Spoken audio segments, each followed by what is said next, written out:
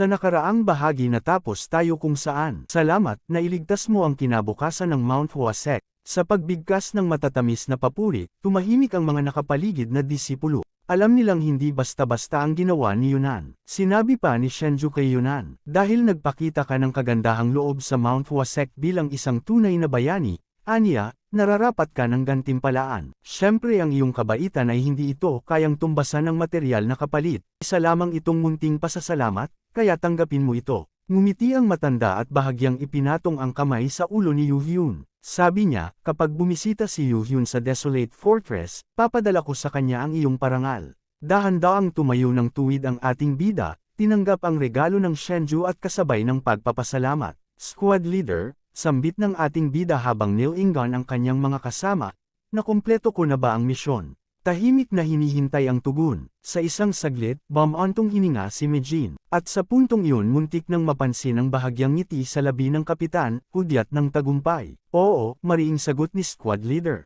Nagawa mo ng maayos lightning genius. Ang kanyang mga matay nagliwanag, hindi sa sariling papuri, kundi pagtanaw ng taos-pusong pasasalamat sa bawat kasama niyang nakipagsapalaran sa panganib. Muling napatunayan na ang isang henyo ay hindi nag-iisa sa laban, kundi kasama ng tapat at matapang na puso ng kanyang koponan. Samantala lumipat ang eksena kung saan, sa gitna ng malawak na kuta na kilala bilang Desolate Fortress, tahimik ang araw. Sa loob nito, nakabalik na ang ating bida at ang kanyang koponan. Tahimik siyang nagpapahinga sa pasilyo, tila hinahaplos ng malamig na hangin ang paligid. Sa bawat hakbang niya, parang may bigat, hindi lang pagod sa katawan, may iniisip siya. Dapat, nung pagkabalik ko, kakausapin ko agad ang pinuno ng Desolate Fortress para sa mga martial techniques, bulong niya sa sarili, ngunit alam niyang may nagbago. May mas mabilis na paraan. Biglang sumulpot sa alaala niya noong sinabi sa kanya ng Fortress Lord, ako na mismo ang magtuturo sa iyo ng martial arts kapag kailangan mo, sabi nito noon. Yung tipong akma sa'yo, yung babagay sa kung sino ka talaga. Tumango si Yunan, naalala pa rin ang sinabi nito. Ngayon, dala niya ang Radiant Sword Style at Phantom Wing Step, dalawang teknik na kapakipakinabang, pero alam niyang may mas malalim pa, may mas mabangis, mas makapangyarihang paraan. At ang tanong sa isip niya ngayon, paano ko mapapalakas pa ang daloy ng Radiant Sword Style sa katawan ko? Sa kanyang isipan, nagsimulang gumalaw ang mga imahe ng kanyang mga teknik. Si Yunan, nakapikit, nakapokus, tila isang mandirigmang hinahasa ang sarili sa gitna ng katahimikan. Phantom Wing Step, kailangan kong maabot ang ikalawang hakbang, bulong niya habang ini-imagine ang sarili na naglalaho sa hangin sa bawat galaw. Biglang sumulpot sa isip niya ang isa pang teknik, ang Flaming Fist of Harmonious Flame. Isang atakeng mabilis, mabangis, parang apoy na may buhay. Pero may kulang. Kailangan kong bumuo ng bagong galaw para sa teknik na yon, sabi niya habang dumadaloy sa paligid niya ang enerhiya, nagliliyab, umiikot, humahagupit sa hangin. Pero kahit anong pilit niya, parang hindi sapat. Luminga siya sa paligid ng Desolate Fortress. Mula sa bintana, tanaw niya ang matandang tore. Tahimik, walang sagot, huminga siya ng malalim. Umupo, kinaikit muli ang mata, nagmumuni. Bakit ba ang hirap humanap ng inspirasyon? Bulalas niya sa sarili. Lahat ng teknik na pinangarap niyang paunlarin, lahat ng kapangyarihang gusto niyang kontrolin, para saan? Para sa lakas, para sa proteksyon. Napailing siya, parang may kulang. At kahit alam niyang wala siyang pinapakita sa iba, sa loob-loob niya, tila may kabiguan siya. Hanggang sa bigla na lang, may naalala siyang bagay. Isang mahinang bulong. Sa gitna ng katahimikan ng iyon, may isang pangalan na biglang pumasok sa isipan ni Yunan, Mawulram. Ang Martial Transcendence Hall. Isang lugar kung saan ang mga mandirigma ay hinuhubog hindi lang para lumaban, kundi para tumawid sa sariling limitasyon. Naalala niya noong sinabi sa kanya ni Mijin. Tama, aniya, magkaiba ang Dark Radiant style ng Cheonggyam University, Azure Sky Swordsmanship. May bigat ang bawat salita niya. Paliwanag niya, ang 17 martial unit sa ilalim ng Divine Sword Corps ay may kani-kanyang diskarte. Para silang mga magkakahiwalay na sandata, matatalim, independent, pero pare-parehong deadly. Ngunit hindi raw nilikha ang Mawulram para ikulong ang sarili sa makitid na balon. Ang layunin nito, sabi ng kapitan habang kausap si Yunan sa isang pag-uusap na tila nagbalik sa alaala, ay maging isang lugar ng pagsasanay kung saan lahat ng ilog ay pwedeng magsanib, at bumuo ng isang karagatan. Ang ibig sabihin, lahat ng estilo, lahat ng teknik, lahat ng pananaw, pwedeng pagsamahin, at kapag nagtagumpay, mas magiging makapangyarihan kaysa alinmang individual na puwersa. Bumalik ang eksena sa kasalukuyan. Tahimik pa rin si Yunan. Nakaupo pa rin siya sa sulok, nakatanaw, naghahanap ng sagot. Sa puntong iyon ay nagpas siyang tumayo si Yunan at lumabas ng silid. Sa katahimikan ng bulwagan, dahan-daang naglakad si Yunan. Paglabas niya sa pasilyo, tanaw na agad ang malawak na gusali ng sekta, mataas, makapangyarihan, at puno ng kasaysayan. Sa harap nito, naroon ang ibang mga disipulo. Lahat sila napalingon sa iisang direksyon. Tila ba bawat hakbang niya ay may bigat pero may kumpiyansa. Diretso lang ang tingin, parang wala siyang pakialam sa mga matang nakatingin sa kanya mula sa magkabilang gilid. Si Yunan yan, di ba? Bulong ng isa. Grabe, hindi raw kapanipaniwala yung na-achieve niya noong huling misyon. Usap-usapan siya. May mga kwento, chismis, pero hindi basta chismis lang. May laman. Napatay daw niya yung battle maniac. Wala man lang takot. Tumingin sila sa kanya habang naglalakad siya. Tahimik lang si Yunan, pero baka sa mukha niya ang lalim ng pinagdaanan. Di mo masasabi kung pagod, malalim mag-isip, o may mabigat sa loob. At mas matindi pa, usap-usapan rin ang pagpatay niya sa kanang kamay ng Tyrant Sword Sect, na kahit ang mga Blue Rank Warrior ay hindi kayang gawin yung ginawa ni Yunan. Di lang yun, dagdag pa ng isa. Niligtas pa raw niya yung disciple ng Mount Hua mismo. Yung punong disipulo, ha? Habang tumatagal, parang mas lumalaki ang imahe ni Yunan sa harap nila. Hindi lang siya basta disipulo, sa loob ng 2 misyon, nakukuha na niya ang atensyon ng mga matataas na pinuno ng mga lumang sekta. Tahimik pa rin si Yunan, pero sa katahimikan niya, nagsisigawan ang mga kwento.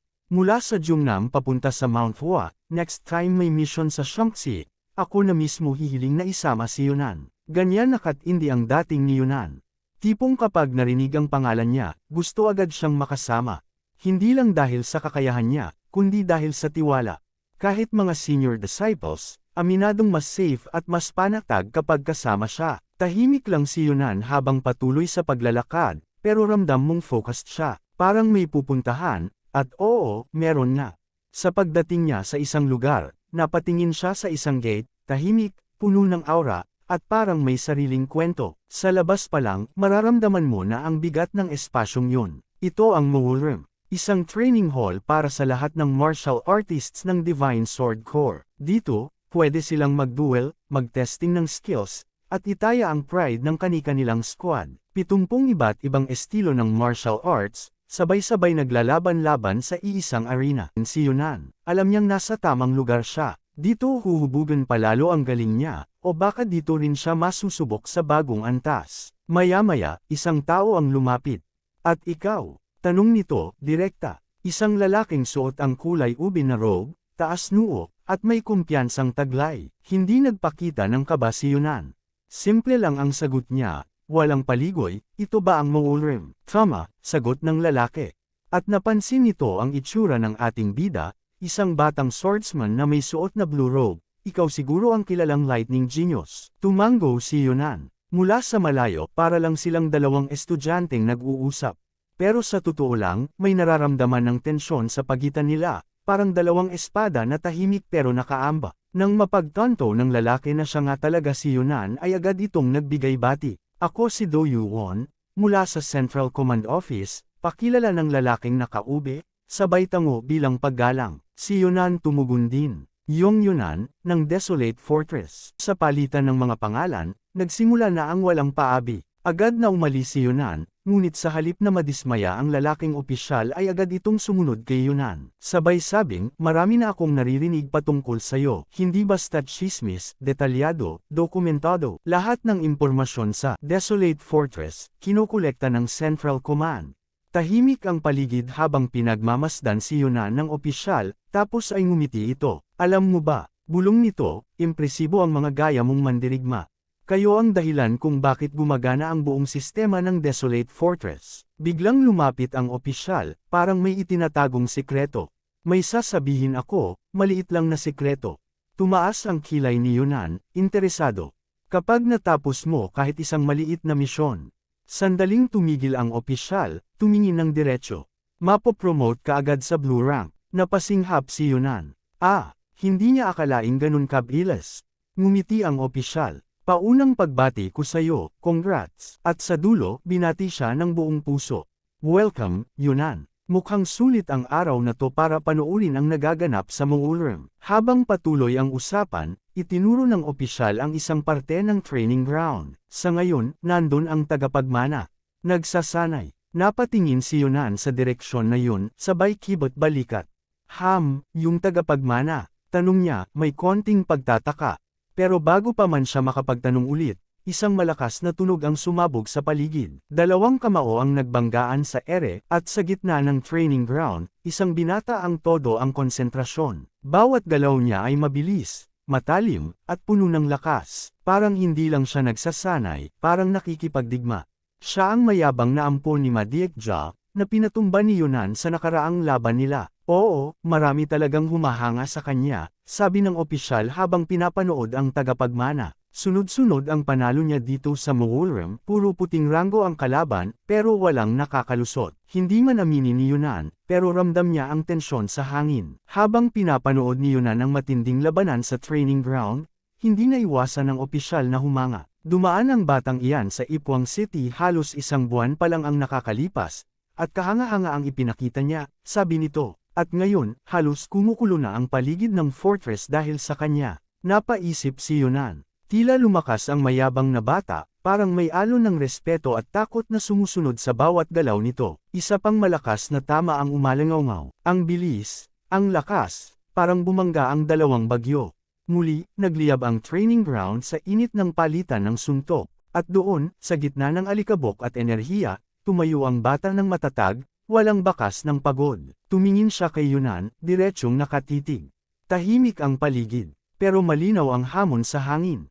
Lumapit siya, matigas ang tindig, buo ang loob. Gusto mo bang subukan? Sa isang saglit tahimik si Yunan. At doon ay tinanong niya ito.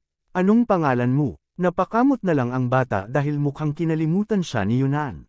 Sa gitna ng malawak na training ground, muling humarap si Yunan sa isang pamilyar na mukha. Tinatawag nila akong Masain, nahihiyang pagpapakilala ng bata.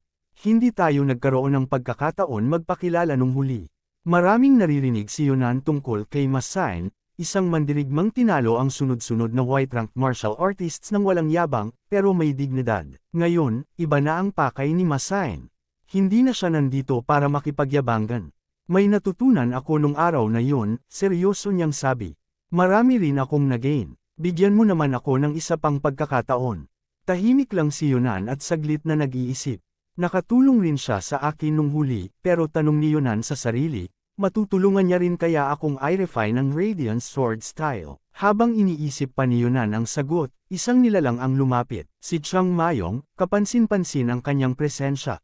Ngumiti siya ng bahagya at sinabi kay Yunan, bago ka lang dito, tama. Sa gitna ng tensyon at katahimikan, natuwa bigla si Masain at hindi makapaniwala, isang hamon agad ang binitawan niya. Maglaban tayo Asher Eye Sword, hamon niya kay Chiang Mayong. Agad namang ngumiti si Chiang Mayong. Kilala siya bilang The Asher Eye Sword, pero ngayon, ibang bersyon na siya. Ngayon, ako na lang ang One-Eyed Sword, sabay kindat niya, parang walang bigat ang sinabi. Tahimik si Yunan, pero ramdam niyang may lalim ang bawat galaw ng taong to. Hindi lang basta pakol, may pinaghuhugutan. Okay lang ba kung ako mauna? Tanong ni Chiang Mayong kay Yunan, tila isang alok ng respeto. Sa gilid, may napansing kakaiba si Yunan, at nagtanong kay Chiang, madalas ka ba dito sa Moolroom? Mabilis ang sagot ni Chiang, hindi naman. Kapag napipilitan lang. Puno rito ng matitinding eksperto, dagdag pa ni Chiang. Tinapunan siya ni Yunan ng sulyap. Dahil ba yan sa mata mo? Bahagyang ngumiti si Chiang. Hindi niya sinagot ng diretsyo, pero sapat na ang tingin niya para sabihin, oo, posibleng ganun nga. Kailangan ko munang i-recalibrate ang pakiramdam ko, bulong niya kay Yunan, kasabay ng bahagyang ngiti. Isang swordsman na may kalahating paningin lang, at kahit ganun, kaya niyang makipagsabayan sa pinakamagagaling mandirigma. Pagkatapos sabihin iyon ay agad na sumalang ang dalawang mandirigma sa training ground, habang tahimik na nanonyad si Yunan sa gilid. Samantala nagsalita ang opisyal, kakaiba din, narinig niya ang usapan ng ilang martial artists sa paligid. Sabi nila, yang si Asher Eye Sword, hindi lang basta lumalaban, sinusukat niya raw ang likas na galing ng isang tao. Si Chiang Mayong ba ang ibig mong sabihin? Tanong ni Yunan, medyo pabulong. Oo, siya nga. Tumango ang opisyal. Malamig yang taong yan. Kahit basahin mo lang ang records niya, ramdam mo na, may mataas siyang standards. Lalo na sa mga hindi ipinanganak sa mundo ng martial arts. Hindi lang talento ang hinuhusgahan niya, pati ang pagkatao. At sa likod ng eye patch na yun, parang kaya niyang basahin ang buong pagkatao ng kalaban niya. Kilala si Chiang Mayong hindi lang dahil sa lakas niya, kundi sa ugali niyang walang preno, madalas siyang hayagang humusga sa kapwa niya. Sa sobrang tapang at tapang magsalita, kahit yung mga tinatawag na matuwid na mandirigma, natutuliro kapag kaharap siya. Hindi lang basta-basta mandirigma ang bumagsak sa kamay niya, pati mga nagpapanggap na banal, na hubaran ng maskara. Kaya naman tinatawag siyang demonic sword. May dahilan kung bakit. Oo, mabigat ang pamantayan ni Chiang, hindi siya nagpapalusot. Para sa kanya, walang lugar ang mediocrity sa landas ng espada. Pero para kay Yunnan, ibang Chiang ang nakikita niya.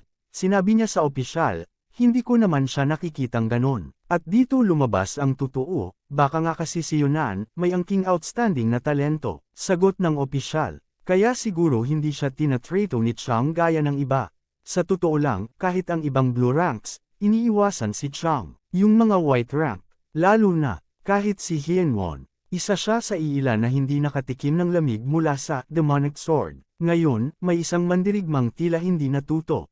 Mula sa malayo, napabuntong hininga ang opisyal. Ay nako, bulong niya, ramdam ang paparating na kapalpakan. Hindi dahil sa takot, kundi dahil alam niyang mali ang piniling kalaban. Sa isang iglap, isang bagsak, isang suntok, isang malupit na palo ng kamao, bago pa makalaban ng maayos, napaiyak na ang mayabang na bata. Wala ng second round. Mukhang maling tao ang pinili niyang kalaban. Sabi ng isa, habang ang iba'y nakatingin na lang, tahimik, pero halatang aliw. Ang mga nakasaksi, tahimik, pero sa mga mata nila, alam mong may respeto at paghanga. At dito na nagtatapos ang kabanata, gaya ng paalala sa dulo. Kung nagustuhan mo ang video, huwag kalimutang mag-like at pindutin ang bell para sa susunod na kabanata.